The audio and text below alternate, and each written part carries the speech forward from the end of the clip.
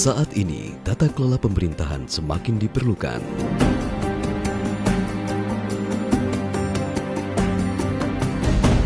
Tata kelola pemerintahan dijalankan oleh 4 pihak: pemerintah, birokrasi, masyarakat sipil, dan masyarakat ekonomi.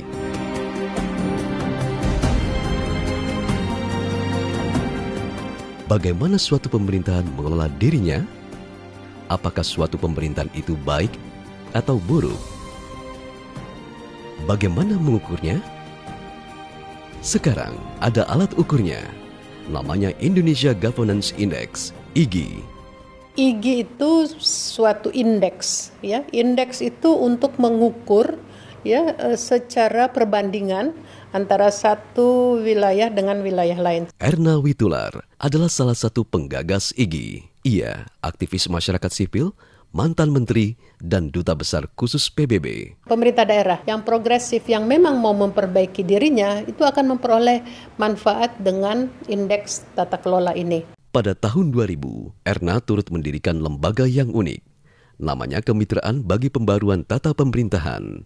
Kemitraan itu adalah suatu lembaga yang lintas sektor. Di dalamnya ada pemerintah, ada swasta, ada kelompok masyarakat yang bertujuan untuk memperbaiki tata pemerintahan di Indonesia. Hasil kerja kemitraan mendorong perbaikan-perbaikan yang mendasar di Indonesia. Kemitraan berperan besar pada pembentukan Komisi Pemilihan Umum, Komisi Pemberantasan Korupsi, dan Komisi Yudisial. Memang banyak kerja pioneering, kerja perintisan yang dilakukan oleh kemitraan dan kemudian dikembangkan oleh pihak lain. Dan biasanya kami kemudian di belakang layar. Pekerjaan kemitraan yang terkini adalah IGI. IGI telah diterapkan untuk mengukur kinerja provinsi. Indonesia Governance Index ini memberikan semacam cermin bagi kita semua, bukan hanya pemerintah, tapi juga birokrasi, masyarakat sipil, dan juga masyarakat bisnis, mengenai seberapa jauh kita sudah terjadi perbaikan di dalam tata kelola kepemerintahan di Indonesia. Anies Baswedan berperan melahirkan IGI. Idenya dari awal adalah bagaimana kita bisa memastikan bahwa ikhtiar menghadirkan tata kelola pemerintahan yang baik itu bisa kita ukur dengan baik pula. IGI mengukur kinerja 4 pihak yang mempengaruhi tata kelola pemerintahan. 4 pihak itu disebut 4 arena. 4 arena itu adalah pemerintah, birokrasi, masyarakat sipil, dan masyarakat ekonomi. Arena pemerintah itu kita tujukan pada pejabat politis yang dipilih secara demokratis langsung oleh rakyat. Sementara birokrasi adalah pegawai negeri yang disumpah oleh negara untuk menjalankan fungsi-fungsi kebijakan yang sudah ditentukan oleh pemerintah. Indah Presanti Lukman adalah Knowledge and Research Manager di Kemitraan. Ia mengkoordinasikan puluhan peneliti IGI. Kita juga mengukur tata kelola masyarakat sipil dalam hal misalnya upaya advokasi mereka atas nama rakyat, pun kemudian masyarakat ekonomi juga demikian. Good governance adalah sebetulnya salah satu cara mengatur hubungan yang baik antara public, private, individu, masyarakat, negara. Ketika itu berjalan dengan baik, maka kepentingan-kepentingan publik akan bisa dijalankan dengan baik pula. Ini adalah laman IGI. Hasil-hasil penelitian IGI ditampilkan di sini. Kinerja Daerah Istimewa Yogyakarta berada di ranking 1. Provinsi Maluku Utara di ranking 33. Ini adalah 5 provinsi terbaik. Dan ini 5 provinsi terburuk. Di antara terbaik dan terburuk, ada 2 provinsi yang bertetangga, Bengkulu dan Jambi.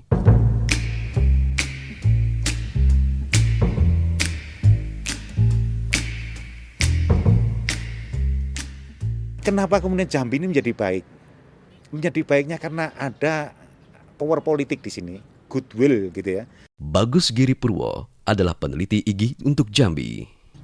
Sebelum periode gubernur yang sekarang itu banyak masalah, terutama masalah korupsi.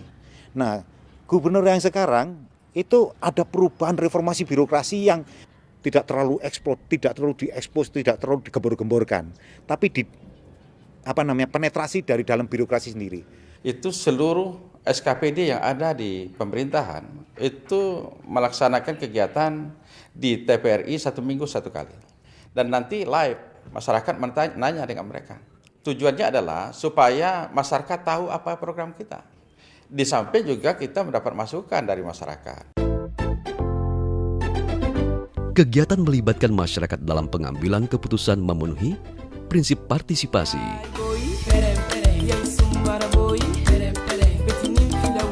Prinsip-prinsip tata kelola pemerintahan yang lain adalah prinsip transparansi, prinsip keadilan, prinsip akuntabilitas, prinsip efisiensi, dan prinsip efektivitas.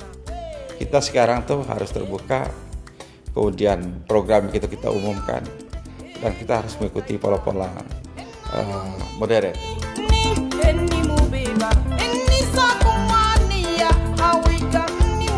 Ini adalah laman pemerintah Provinsi Jambi. Anggaran daerahnya tercatat dengan jelas. Kita pertama ngelacak data itu dari web. Ternyata di web ada di Jambi. Pengelolaan anggaran Provinsi Jambi disebarluaskan secara efektif. Wawancara acak di Jambi menunjukkan bahwa warganya mudah memperoleh informasi mengenai anggaran daerah. Saya cari tahu lewat internet, data-data sih lumayan lengkap banget malah. Yang saya tahu APBD itu anggaran tentang perbelanjaan daerah. Biasanya kalau pengen tahu tentang kayak begitu saya browsing. Listrik yang digunakan khusus untuk Kota Jambi itu sebulan bisa menghabiskan lebih dari 1 miliar. Masyarakat yang kurang mampu dan anak-anak yang pintar untuk berhak mendapatkan beasiswa itu bisa mencapai dari sekitar 7 miliar.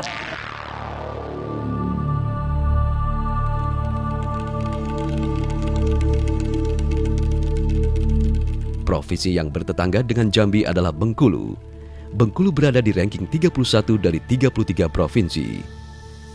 Pada hari pertama tim film tiba di Bengkulu, kinerja pemerintahan yang buruk tampak jelas. Saya sering lewat sini, jalannya udah rusak lama.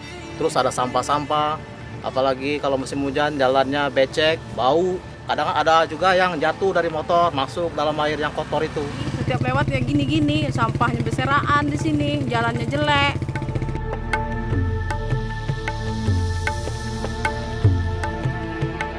Pengukuran IGI mencatat kinerja terburuk di Bengkulu berada pada arena pemerintah dan birokrasi. APBD sampai hari ini itu kan masih dilihat sebagai bagian dokumen rahasia. Harmudia adalah aktivis masyarakat sipil. Bertahun-tahun ia mengamati kinerja pemerintah Bengkulu. Sudah menjadi rahasia umum ya, semua orang sudah mengerti. Bahwa untuk jadi CPNS itu bayar. Bahkan koran kemarin ya di rakyat Bengkulu misalnya disebutkan untuk CPNS tahun ini misalnya itu sudah menembus angka 150 juta. Harmudia juga menyaksikan peristiwa semacam ini.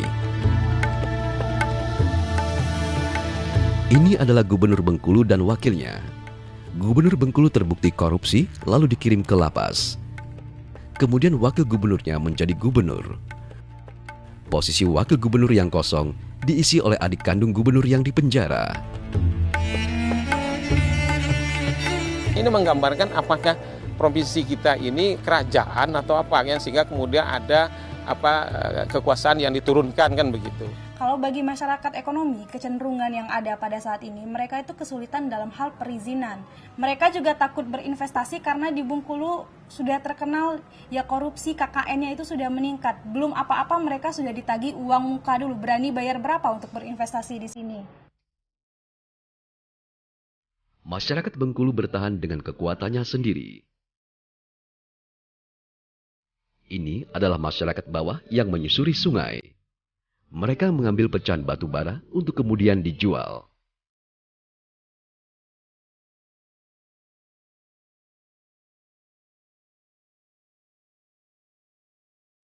Nelayan mengambil hasil laut dengan peralatan sederhana. Di pantai ini terdapat satu bangunan kosong yang tidak jelas penggunaannya.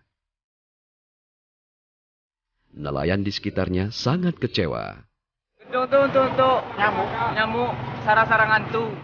100 meter dari bangunan itu berdiri benteng Marlborough. Benteng ini adalah salah satu ikon Bengkulu. Setelah beberapa saat tim film merekam, ini yang terjadi. Kalau di perdanya kan, kalau liputan media massa kan, dananya 150.000. Saya bayar sekarang sesuai perda. Ya. Saya minta kwitansi sekarang. Jadi kalau kwitansi kan saya kan nggak bawa. Ya makanya itu gimana ya? Saya nggak bawa kwitansi ya. Semua uang yang masuk setiap hari tidak ada catatannya. Sebagian besar disetorkan kepada pejabat di Bengkulu.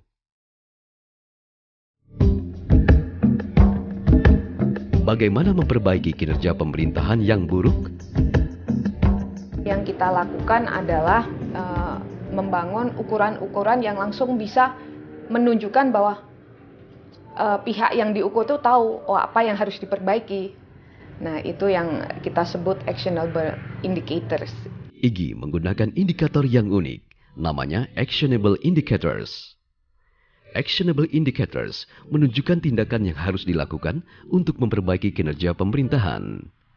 Misalnya indikator ke-19 sampai dengan ke-22. Indikator-indikator ini mengukur kinerja arena pemerintah pada prinsip transparansi, yaitu bagaimana akses terhadap dokumen-dokumen anggaran daerah. Jika nilai pada indikator-indikator ini rendah, arena pemerintah langsung mengetahui bagaimana cara memperbaikinya.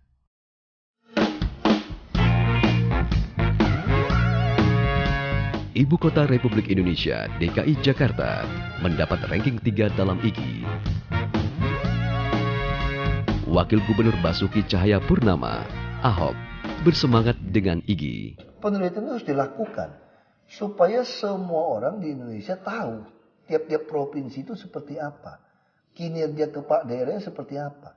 Harusnya rakyat memilih pejabat yang jadi kepala daerah itu berdasarkan hasil survei ini sebetulnya gitu loh. Bagi Ahok, sudah saatnya kinerja pemerintahan diteliti dengan skor yang jelas. Silakan, nanti kan ada Indonesia Government Index, silakan nilai dong. Nah ini juga jadi satu standar. Misalnya hasilnya kemarin jelas DKI ternyata di bawah DIY dan Jatim, ya urutan nomor 3. Nah, ini jadi jelas. Kenapa? Dan kita sudah tahu kenapa alasannya seperti apa gitu. Nah kami sangat senang dan mendukung penuh untuk adanya Government Index seperti ini. Saat ini, IGI mengukur pemerintahan provinsi. Di masa depan, IGI juga mengukur kabupaten dan kota. Masalah kabupaten kota, sebenarnya justru saya tuh berpikir ke arah itu sebenarnya. Berpikir ke arah itu. Apakah IGI melakukan hal yang sama terhadap kabupaten kota? Dan kita mungkin bisa melakukan kerjasama ke depan dengan pemerintah Provinsi Jambi. Semangat tata kelola tidak hanya berlaku di Indonesia, tapi juga di seluruh dunia. Dengan demikian, IGI bisa diterapkan di mana-mana. Tata kelola inilah yang kemudian sekarang sedang naik daun, di mana saat dunia ingin memperbaiki tata kelola saat dunia. Bagus. Dunia sedang berubah. Pengertian negara maju dan sedang berkembang telah kabur. Negara-negara mulai setara dan dunia menjadi lebih seimbang.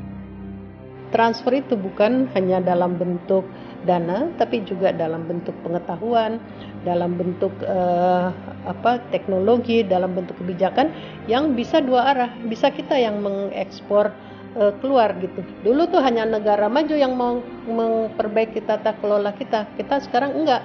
Kita juga mau memperbaiki tata kelola global. IGI adalah sumbangan untuk Indonesia, sekaligus sumbangan untuk pergerakan di seluruh dunia. Seluruh dunia bergerak ke arah good governance. Seluruh dunia. Ini sama seperti dunia zaman dulu bergerak ke arah penghapusan perbudakan. Sama persis. Ini dunia sedang bergerak penghapusan bad governance untuk menghasilkan good governance. Suka tidak suka, dunia akan menuju ke sana. Kita lebih baik be part of it and be the early player in this story.